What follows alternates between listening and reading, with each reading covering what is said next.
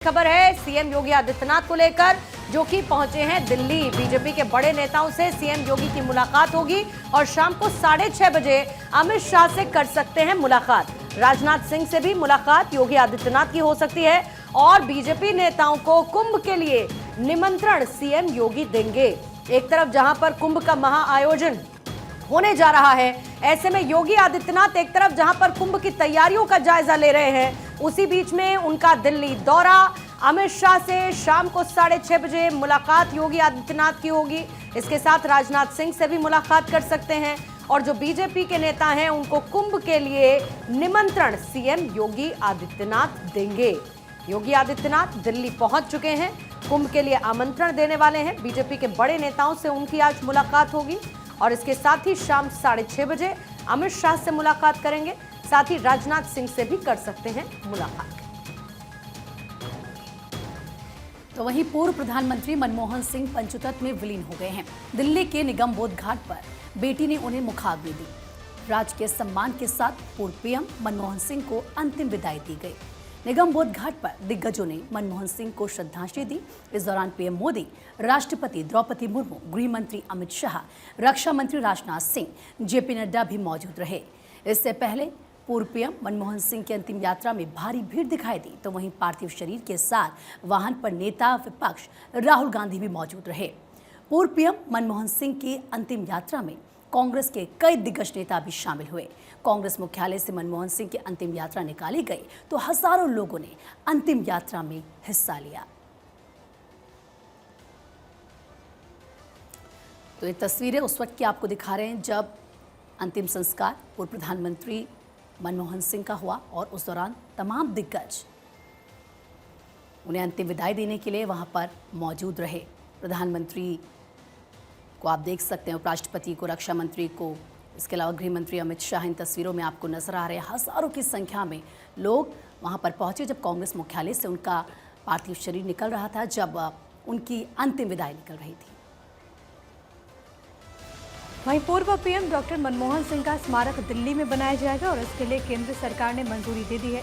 केंद्र सरकार स्मारक के लिए जमीन मुहैया कराएगी। आपको ये बताते चले कि कांग्रेस के राष्ट्रीय अध्यक्ष मल्लिकार्जुन खड़गे ने दरअसल स्मारक बनवाने के लिए प्रधानमंत्री मोदी के नाम एक पत्र लिखा था।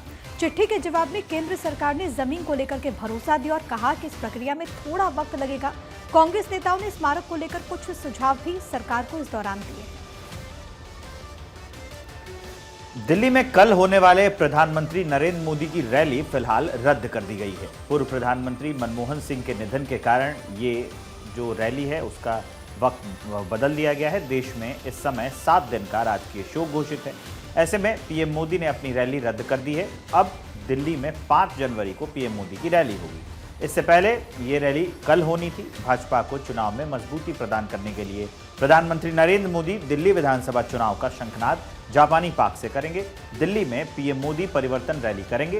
पीएम मोदी इस रैली के माध्यम से प्रदेश के लोगों को बड़ी सौगात भी दे सकते हैं। हरियाणा के शिक्षा मंत्री महिपाल ढांडा ने पूर्व पीएम मनमोहन सिंह को श्रद्धांजलि दी। चंडीगढ़ में मीडिया से बात करते हुए महिपाल ढांडा ने मनमोहन सिंह की तारीफ की और ये कहा कि वो देश की एक ऐसी शख्सियतों में शुमार हैं जिन्होंने देश की राजनीति में नए आयामों को छुआ है। उनकी लागू की गई नीतियों से देश का विकास हुआ। इस मौके पर हरियाणा के शिक्षा मंत्री ने दुख व्यक्त करते हुए कहा कि देश ने एक अच्छे अर्थशास्त्री और एक अच्छे राजनेता को खो दिया है। सरदार मनमोहन सिंह जी देश के एक ऐसी हस्ती जिन्होंने इस देश की राजनीति में ऐसे नए आयामों को छुआ, ऐसी नई नीतियों को लागू किया जिसका उस देश का बहुत बड़ा बेनिफिट मिला।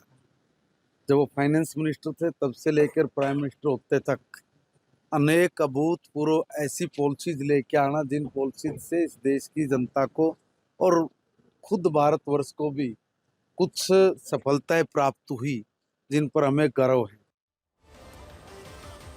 दिवंगत बीजेपी नेता और पूर्व केंद्रीय मंत्री अरुण जेटली की आज जयंती है।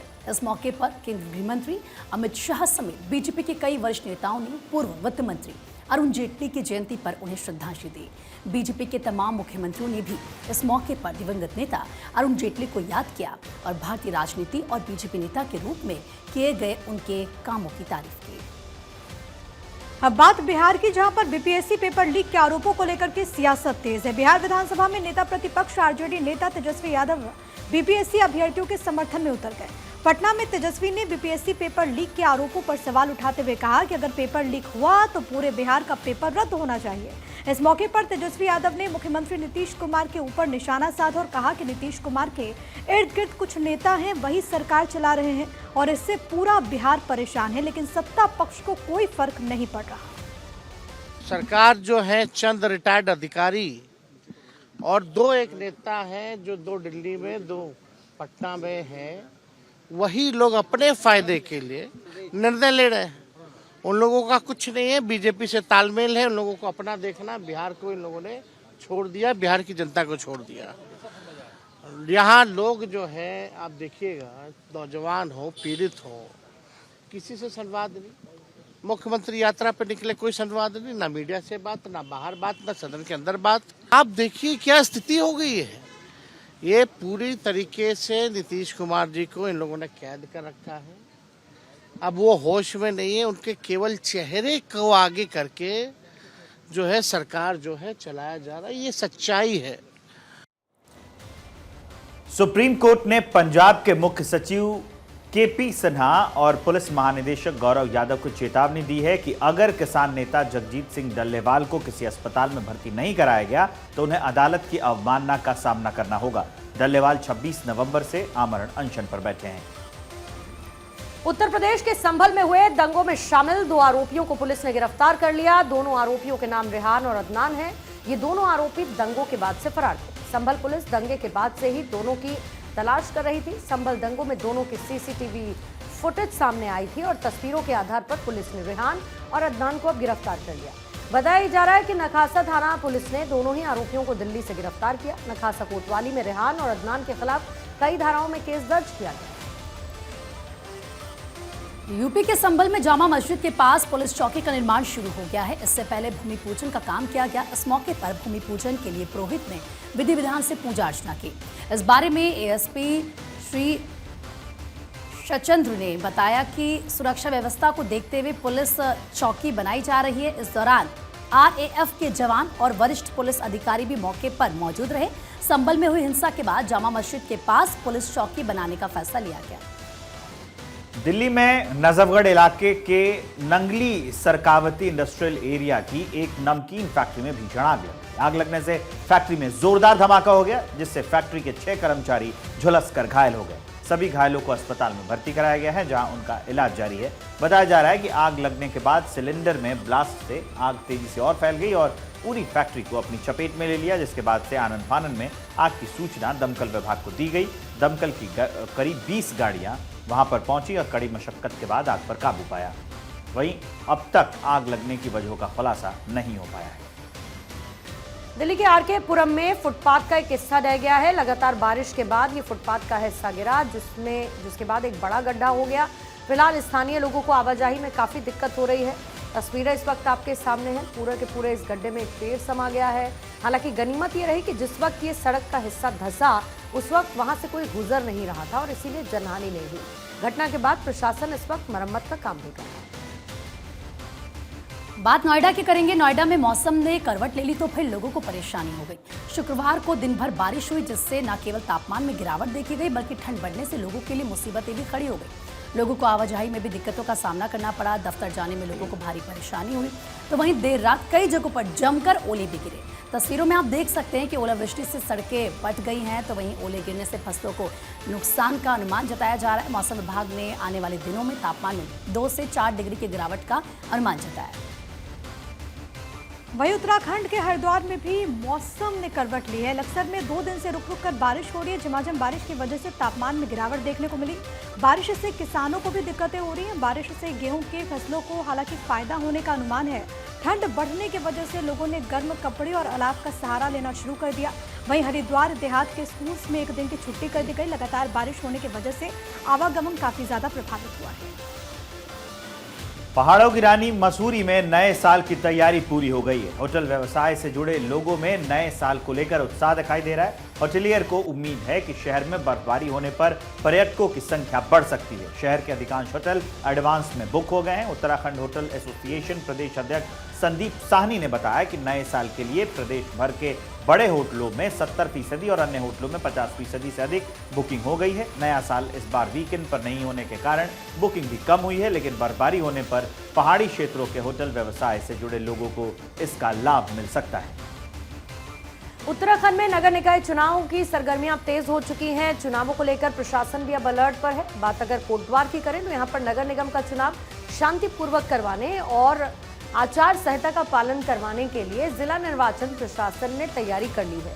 कोटद्वार नगर निगम क्षेत्र में इस बार 1,18,433 मतदाता अपने मताधिकार का इस्तेमाल करेंगे। वहीं दूसरी तरफ निष्पक्ष मतदान के लिए जिला निर्वाचन अधिकारी के निर्देश पर कई टीमों का गठन कर दिया गया। उत्तराखंड निकाय चुनाव को लेकर बीजेपी कांग्रेस ने अपने प्रत्याशियों की पहली लिस्ट जारी कर दी है। बीजेपी ने शिवालिक नगर पालिका से राजीव शर्मा, लक्सर नगर पंचायत से देवेंद्र चौधरी को प्रत्याशी बनाया। बीजेपी ने शिवालिक नगर से राजीव शर्मा पर दोबारा से दाव लगाया है। हालांकि कांग्रेस ने अब तक अपनी पहली लिस्ट में इन किसी भी जगह पर और साथ ही साथ सुल्तानपुर में अपने कैंडिडेट्स का ऐलान नहीं किया है, जिसके बाद कांग्रेस के उम्मीदवारों को लेकर लगातार कयास लगाए जा रहे हैं। उत्तराखंड में बढ़ रही नदी में डूबने की घटनाओं को देखते हुए एसडीआरएफ मुख्यालय जौलीग्रांट में 53 करोड़ की लागत से डीप डाइविंग पुल बनाया जाएगा।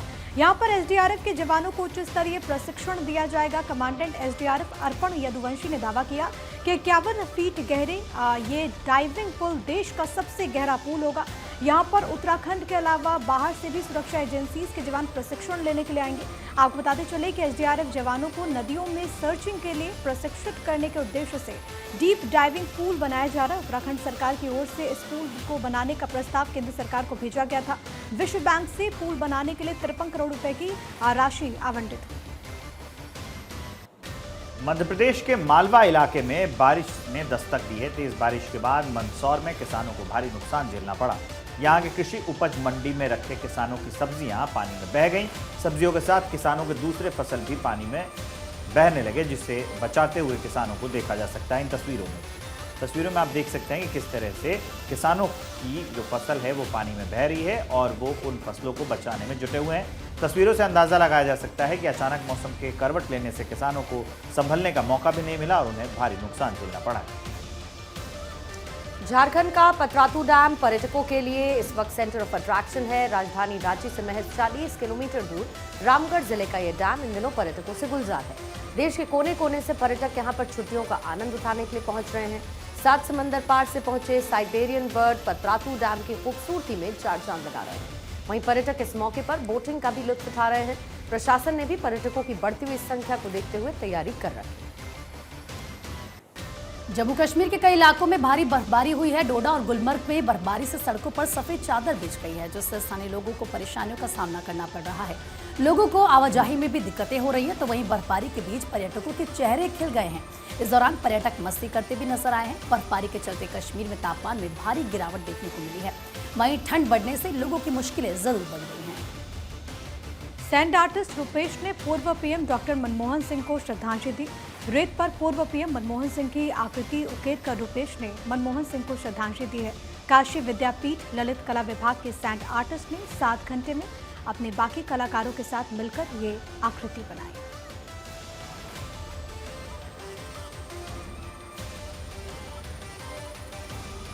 मुंबई में एनसीपी नेता बाबा सिद्दीकी की हत्या के मामले में मुंबई क्राइम ब्रांच जल्द ही चार्जशीट दायर करने की तैयारी में। बताया जा रहा है कि मामले की जांच कर रहे मुंबई क्राइम ब्रांच के अधिकारी कुछ दिनों में चार्जशीट दायर करेंगे। इस मामले में कुल 26 गिरफ्तार आरोपियों के खिलाफ चार्जशीट दायर की जाएगी, जिसमें 3 आरोपियों को फरार बताया जा रहा है, जिनके नाम शुभम, लोनकर, जीशान अख्तर और लॉरेंस बिश्नोई का भाई अनमोल बिश्नोई। आगे बढ़ेंगे, बात करेंगे लखनऊ की, जहां पर देर रात युवक ने फांसी लगाकर आत्महत्या कर ली। बताया जा रहा है कि लखनऊ के ग्रामीण इलाके में आम के पेड़ से लटककर युवक ने जान दे दी, जिसके बाद मौके पर ग्रामीण एकत्रित हुए। घटना पर पहुंची पुलिस ने शव को पोस्टमार्टम के लिए भेजा। परिजनों ने पुलिस से शिकायत की है। मामले में कार्रवाई की मांग की गई। बख्शी का तालाब थाना इलाके की पूरी घटना बताई जा रही है।